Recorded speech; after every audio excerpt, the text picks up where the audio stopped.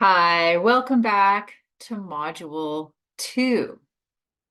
In this module, we're going to learn all about important things to think about and consider when listening to others and when talking to others. I'm basically going to spell it all out in this module over the next couple of videos. Um, and by now, you've kind of done a bit of a self-assessment. So if you haven't done that self-assessment, go back to Module 1, do those quizzes, because this is an important part of learning how you are in communication and why you are a certain way in communication. And this is so important because when we have a better awareness and understanding of ourselves, we can also understand other people much better. So now I'm going to talk a little bit about listening to yourself first before you even get these next skills about how to effectively listen to others. Some consideration needs to happen around how you listen to yourself. So I want to say that humans are meaning-making machines. So we make meaning from our experiences. So in that last section, when you're learning about your communication style, you may have thought, oh yeah, I had this experience when I was younger and it kind of stuck with me, and I see the pattern continuing to this day. So we naturally make meanings out of our experiences, and we interpret those experiences. So there's a lot of interpretation going on based on how our state, our nervous system state is. So whether you're angry or anxious, your state has a really big influence on how you interpret things that happen in your life. So we make meaning from our experiences and we interpret things based on our state. And then we form beliefs and understandings based on our meanings and our interpretation of our experiences. So sometimes the beliefs and understandings we create are not true and they're false. And I'm going to share a little bit about my story to illustrate that fact. So we can have beliefs and understandings that are entirely created on something that was a misunderstanding or a mistake because of how our state was in that moment. And the thing is that our beliefs and our understandings affect how we perceive the world and everyone in the world, how the people in our environment act, we interpret based on our beliefs and our understandings. And then how we perceive the world also affects how we react and act in the world. And these things affect how we feel. And then how that also reinforces our state, whether it's an anxious state or a mad state. So we've kind of got this, if you can see it, like it's almost like a circle. It just goes around and around and around. Our state affects what we think about and our understandings and our beliefs, which affect how we perceive things, and then how we feel, and then how we behave. And that is kind of a vicious circle that goes around and around and around, especially if it's not positive and it's not functioning well. And I'm going to share my screen so I can illustrate this for you. we'll show you a diagram. And that will help to make a lot more sense.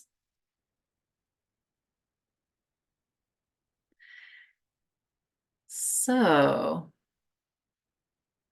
I'm just going to move something here.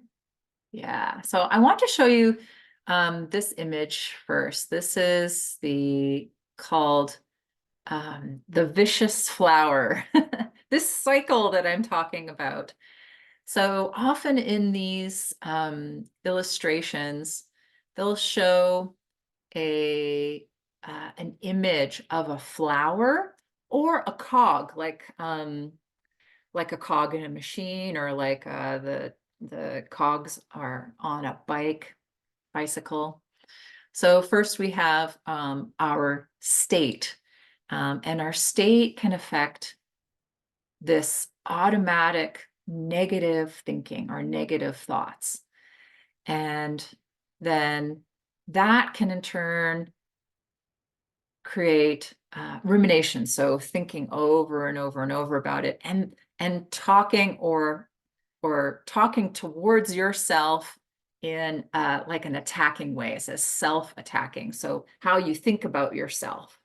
So you've got your state and maybe negative thinking, and then attacking yourself, being critical of yourself, and keep thinking about the same things over and over and over, that then create how you feel, your mood and your emotion.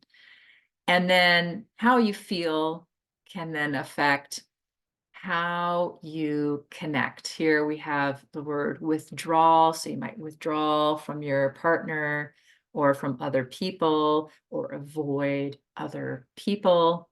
And then that can lead to also unhelpful behaviors like staying at home and avoiding places and people.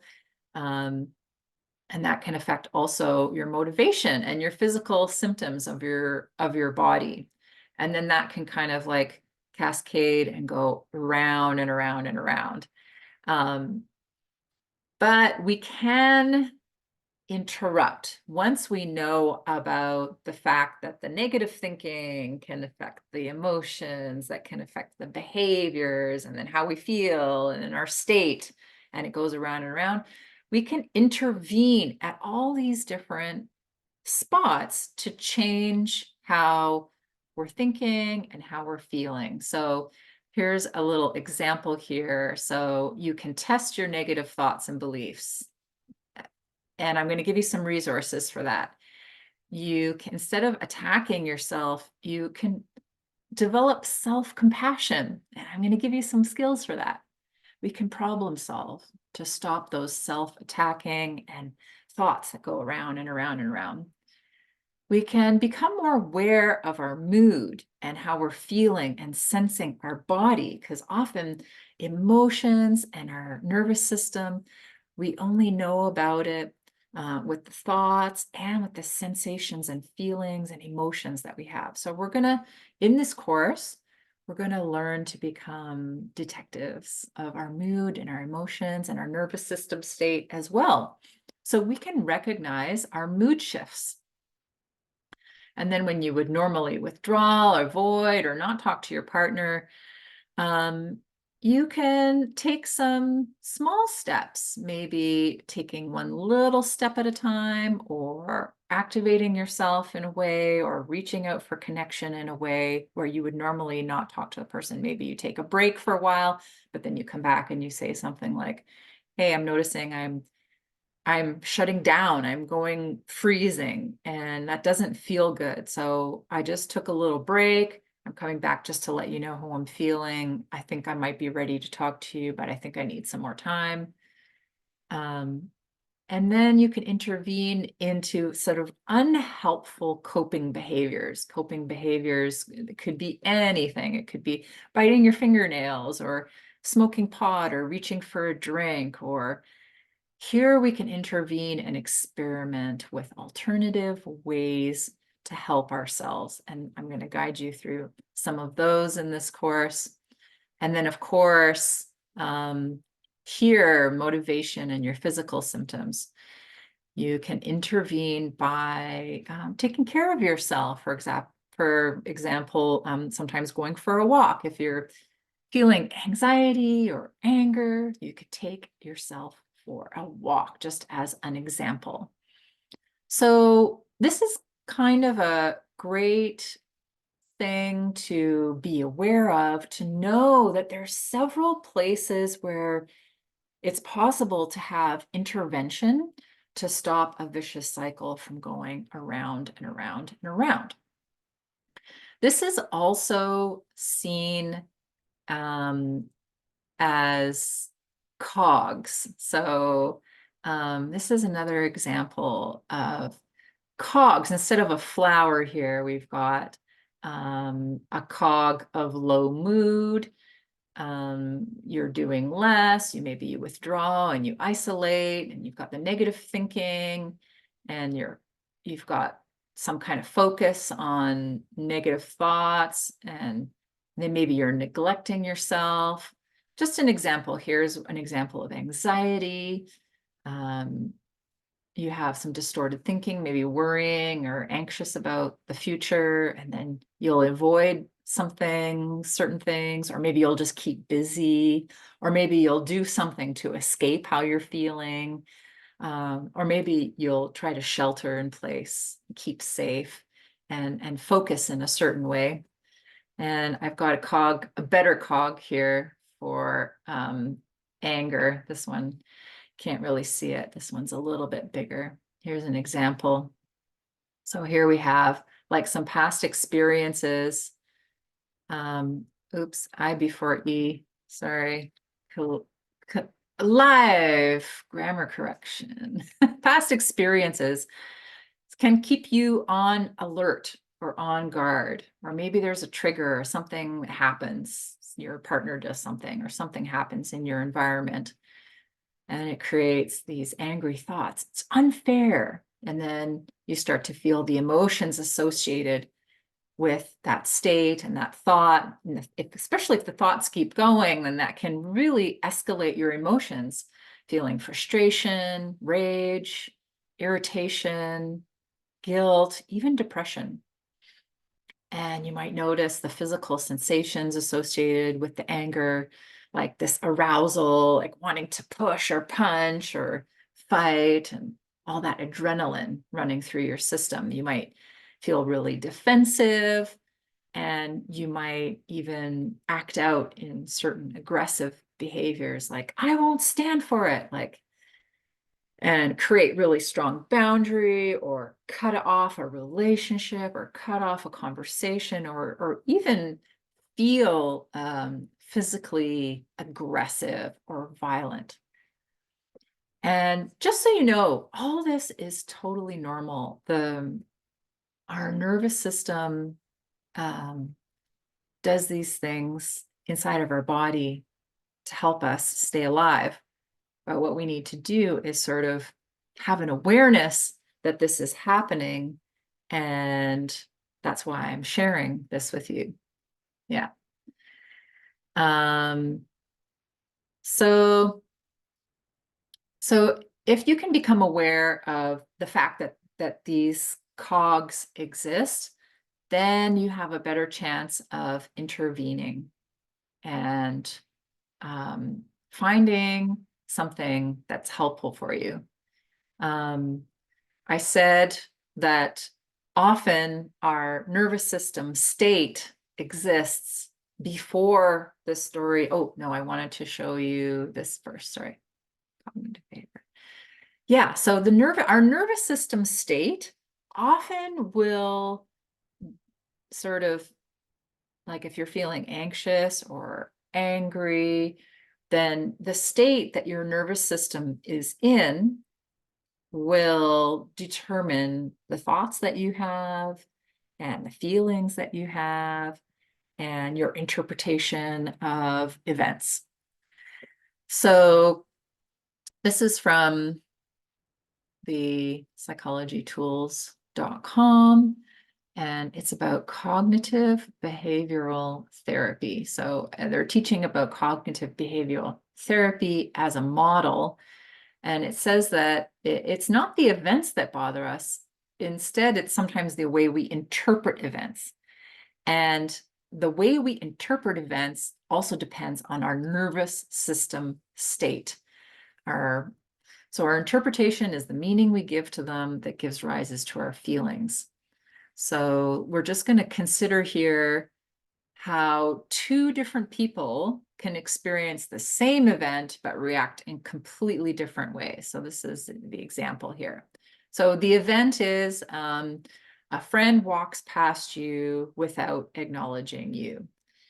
And there's two different ways you could interpret this. So depends how your nervous system state is in that moment. And maybe if you're feeling really, really relaxed, you might think down here, oh, she must not have seen me. Looks like she has a lot on her mind. So if your nervous system was in a very, very calm state, then it'd be easy for you to go, oh, she mustn't have seen me. She looks like she has a lot on her mind. But if you're feeling anxious or insecure, and you have issues around anxiety or low self-confidence, you might interpret that as, ooh, I must have done something wrong for her to be upset with me. So we make these meanings often that are dependent on how our nervous system is feeling, how our state, what state we're in. So in this case, that thought will reinforce the state. And then you'll feel more of the physical feelings and emotions associated with that state. Maybe you'll feel anxious, maybe you'll feel tension in your stomach. Whereas down here, when you're more relaxed, you might feel, oh, concern for your friend and more relaxed. Here's another example here. Okay, so the event is you're offered a promotion at work. So if you're feeling good about that, you might interpret that with the thought, finally, my talent is being rewarded, and you'll feel happy and you'll feel excited. But if you've been really stressed out at your job and you have some issues with self-confidence or anxiety, you might have a thought that goes, they'll find out I'm a fraud and then I can't do my job. So you might feel nervous or worried or fearful. So that's how we can have different people or be in different states and have completely different thought processes and different emotions. So I want to show you, so it's often this, I'm illustrating this fact about it can be our state, the state that our nervous system is in leads, it's the saying is state before story. This state before story was made very popular, is being made very popular by a new theory by Stephen Porges called polyvagal theory. So this is shaking the world of our understanding of psychology, of how we come up with these thoughts. So I think initially, like in the CBT, cognitive behavioral therapy world, they thought the thought comes first and then the emotion, et cetera, et cetera, et cetera. Now we're realizing how the brain is actually wired. So in polyvagal theory, we're understanding it's our state that writes our story. So this is when you are in your, what we call the ventral vagal. So in this state, you can feel relaxed, confident, you trust yourself and others. It says, the world seems simple to me, full of opportunity and joy. I have projects, creativity, luck, and I attract the right people. I am in ventral vagal. That's one nervous system state you can be in. This is Mr. Sympathetic. And Mr. Sympathetic is in mistrust. He says, I don't trust myself. I don't trust others. The world seems complicated, stressful, and I have to protect myself. I have to fight every day, make efforts to get out of it. I am in sympathetic mode. This is a nervous system state. And then you have Mr. Dorsal vagal, and this is like one deeper state. It's like going towards, these are all survival mechanisms. Our nervous system does these things to help us survive. In this state, you might be shutting down.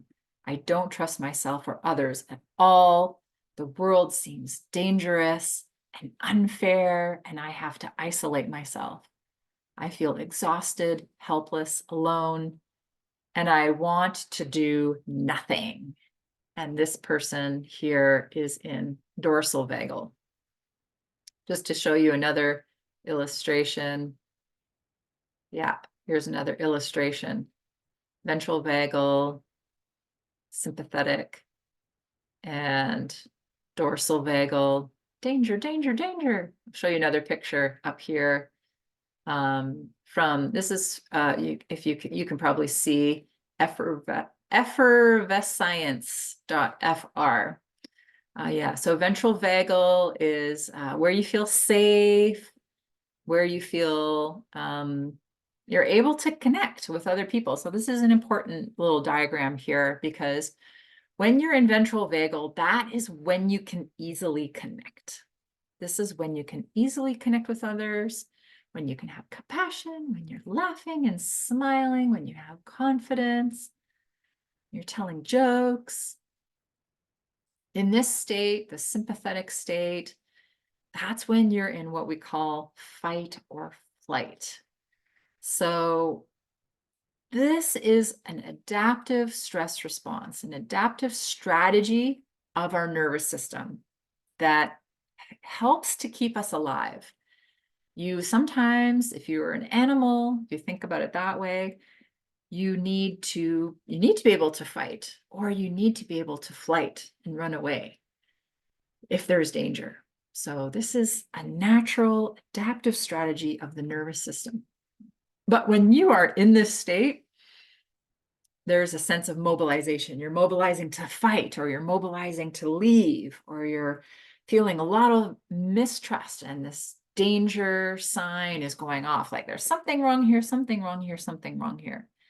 So the more you can kind of pay attention, as we will learn later in this course, to your subtle feelings and sensations, you might notice you don't want to talk. Like that might be a way of leaving. You might want to go away from a conversation, especially if somebody is starting to become aggressive with you. Then definitely your natural reaction is to move away, or to stand up taller and puff your shoulders and come towards and be aggressive. And then you've got the dorsal vagal here, and the state is immobilization. So in this state, we get shutdown, freeze, isolation. Your nervous system thinks you're under threat.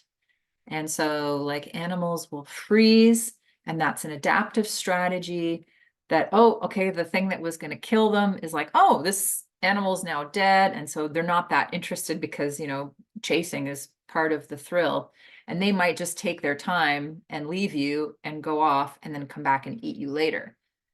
And it's an adaptive strategy, because animals who do this freeze and fake die, they fake dying, can then maybe see a window of when their nervous system comes back online, and the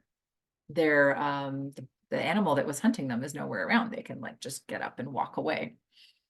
So these are adaptive strategies.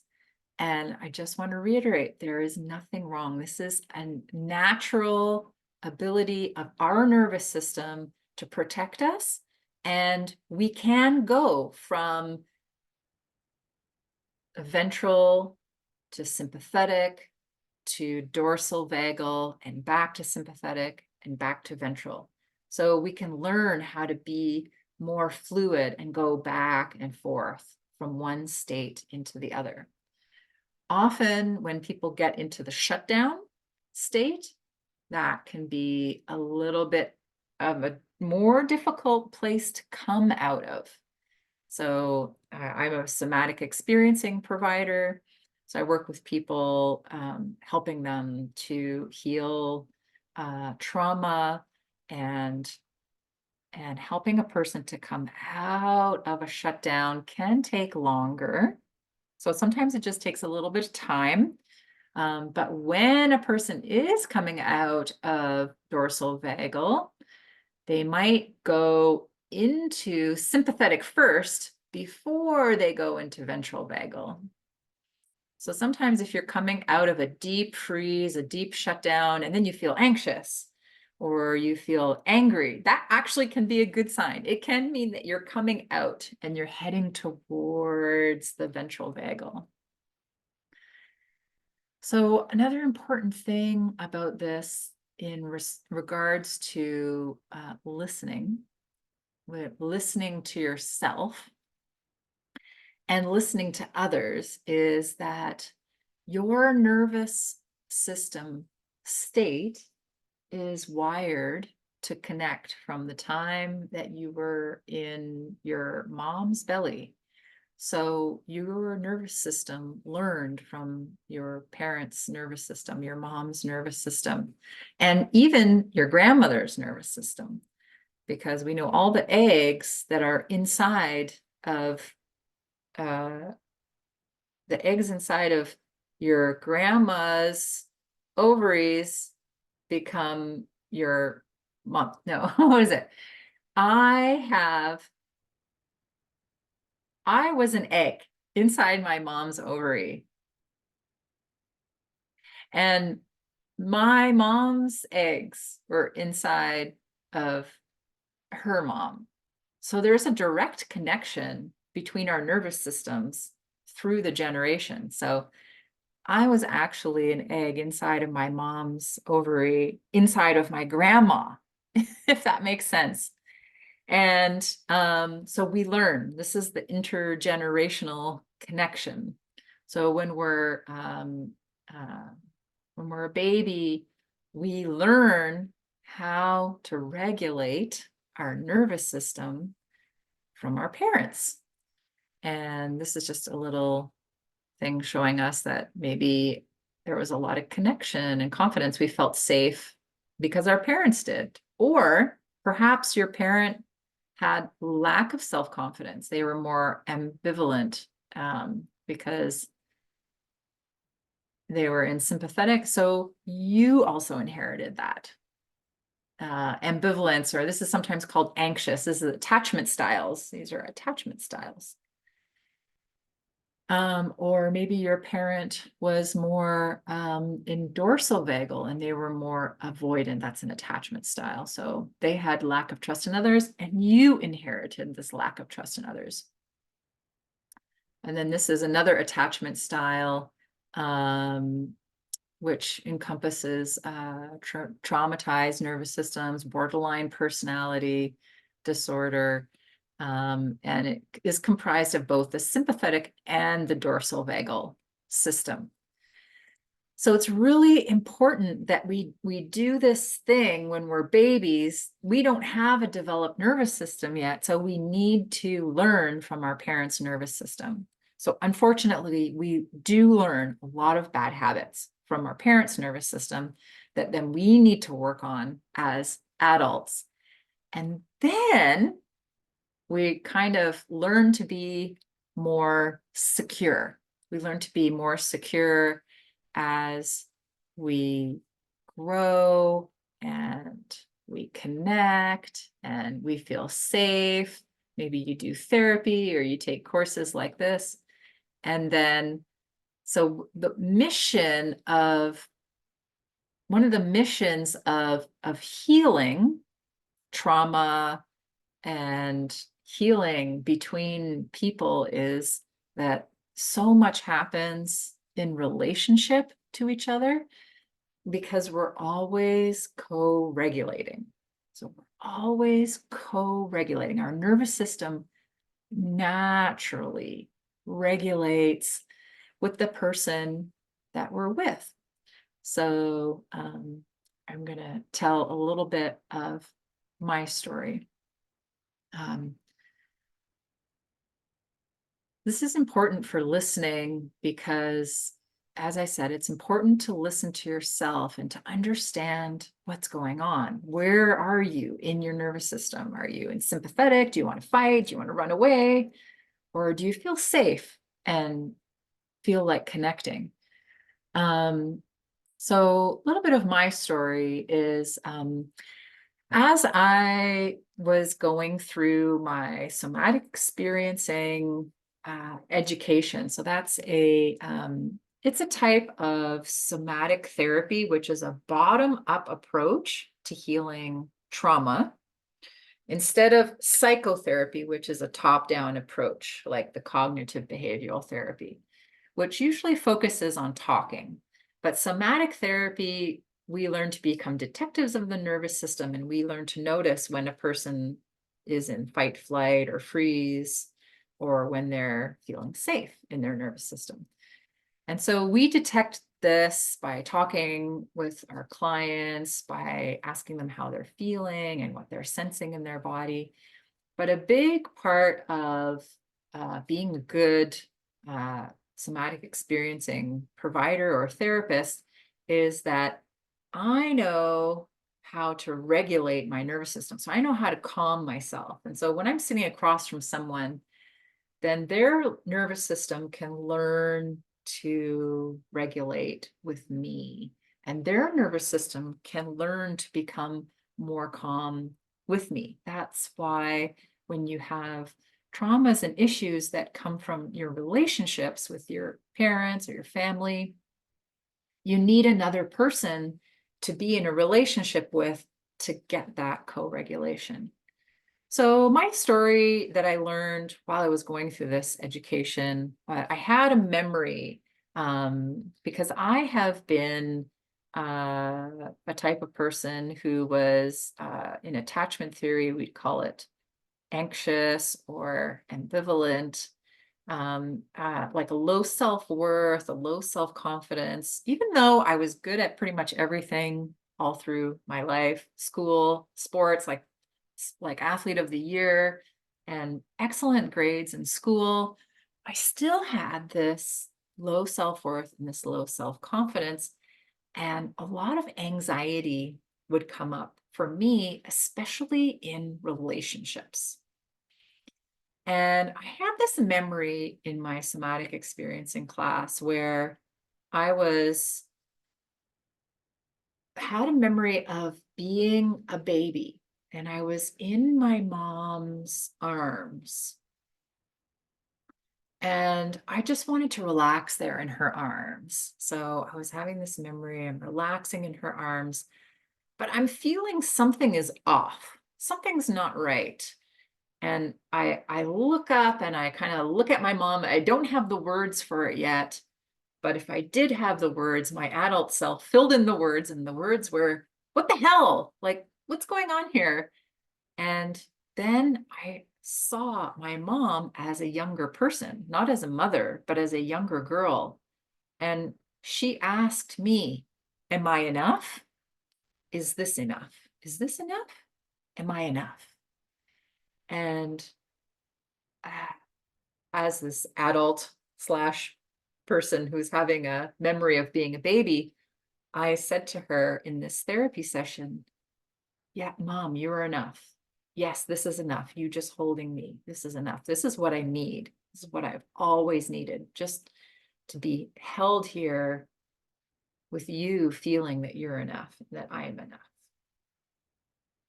So that took me all the way back to where that memory in my nervous system came from. It came from all the way back of being a little baby in my mom's arms.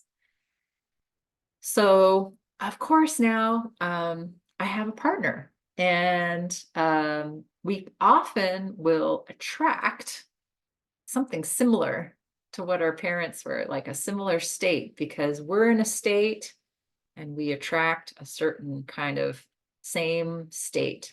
So if there's danger, danger, danger, I might attract somebody who also has a little bit of danger, danger, danger going on. And so my partner now is also a little bit anxious. And also sometimes when I say things to him that he interprets it as being really critical because he was criticized by his parents quite a lot, one of his parents.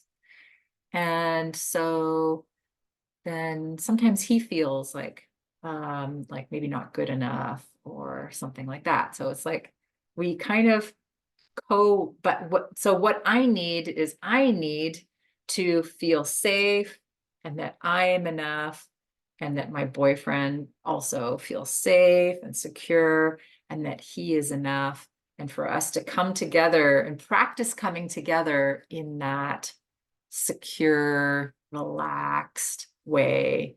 And one of the things that we love doing with each other is just lying on the bed or lying on the couch and cuddling and relaxing and being together. That's very, very healing for both of us. Feel accepted and loved and cuddled and warm and safe and connected. Feeling safe while feeling connected. And so our nervous systems, when we are both feeling great, help to co-regulate. And so if you have a partner that's coming towards you and wants to tell you like how anxious they are, or how they don't trust you, or how angry they are, it's going to help them when you listen to them if you are more calm and regulated in your nervous system. So that's what I wanted to share in this video. That before we learn about how to listen to another person, it's really important that we listen to so much more than the words, right? We listen to the emotions that are coming out in between the words, or we listen to the facial expressions like, oh, eye rolls, or like, aggressive. So there's things to pay attention to when listening, including if your partner is very upset, in also feeling very calm yourself. And if you don't have the ability to listen because you're not feeling calm, that's okay. You can do your partner a service by saying, you know what? I really want to listen to what you're telling me right now, but I'm noticing that what you're saying is starting to activate me. I'm starting to feel a little anxious, or I'm starting to feel irritated. So it's great to have that awareness as a couple. That way, when you start talking with each other, you can really share with each other what's going on inside your nervous system. And this just happened to me on the weekend. I said something to my partner and he took it as a criticism, but he did something great. I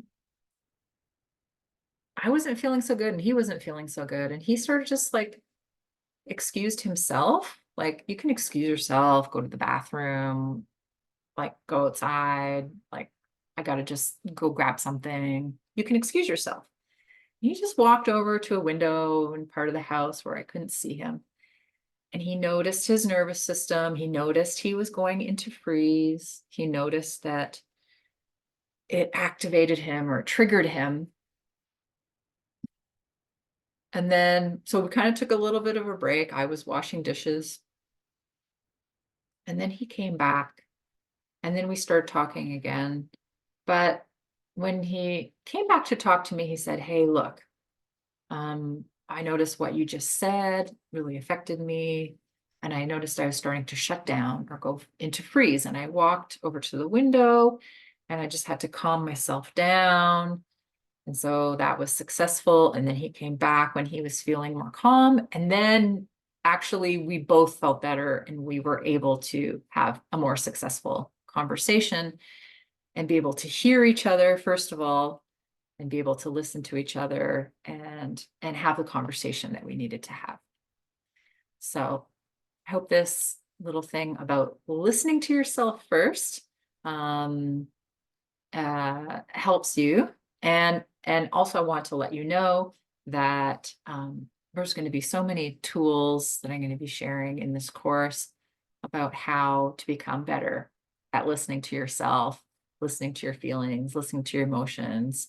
And I've attached a couple of sheets in the files section under this video that has all of these websites that I've been showing you, the links to them, and also